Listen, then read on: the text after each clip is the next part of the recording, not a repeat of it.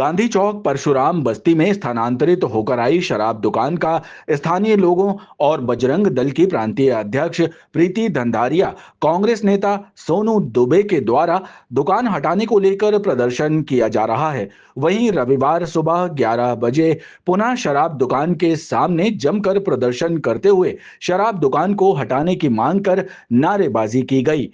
इस दौरान सूचना पर भारी पुलिस बल मौके पर पहुंचा। वहीं शराब दुकान ना हटने पर स्थानीय महिलाओं ने आत्मदाह की चेतावनी दी है। वहीं एक हफ्ते के अंदर शराब दुकान नहीं हटाई जाती है तो बजरंग दल की प्रांतीय अध्यक्ष प्रीति धंधारिया ने कहा कि दुकान के सामने उग्र आंदोलन किया जाएगा। परशुराम बस्ती में ये जो नई शराब की दुकान उठकर आई है, हमने इसका विरोध किया है।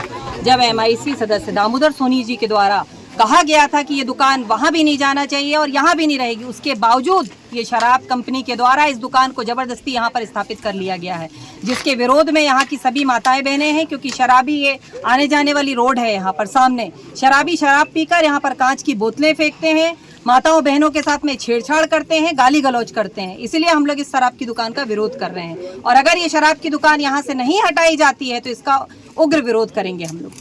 शराब की बोतलें फोड़ते हैं, गाली गलौज करते हैं। इतने एकांत में इन गरीब महिलाओं की और लोगों की मदद करने के लिए कौन आएगा रात में? शाम को 6 बजे के बाद पूरा अंधेरा हो जाता है, कहीं लाइट की व्यवस्था नहीं है, तो यहाँ घटनाएं बढ़ने की संभावना भी है। हमारा निवेदन है आप लोगों के माध्यम से कि इस बस्ती से, गरीबों की बस्ती से इस दारू की दुकान को अलग किया जाए। वहीं स्थानीय महिलाओं का कहना है कि शराब दुकान खुलने से बच्चे बच्चियां ट्यूशन और स्कूल नहीं जा पा रही हैं। शराबी रास्ते में छेड़छाड़ करते हैं, महिलाओं का निकलना मुश्किल हो गया है। शाम ढलते ही अंधेरे में असामाजिक तत्व लूटपाट करते हैं, इसलिए शराब दुकान कहीं और स्थानांतरित किए जाने की मांग की जा रही है।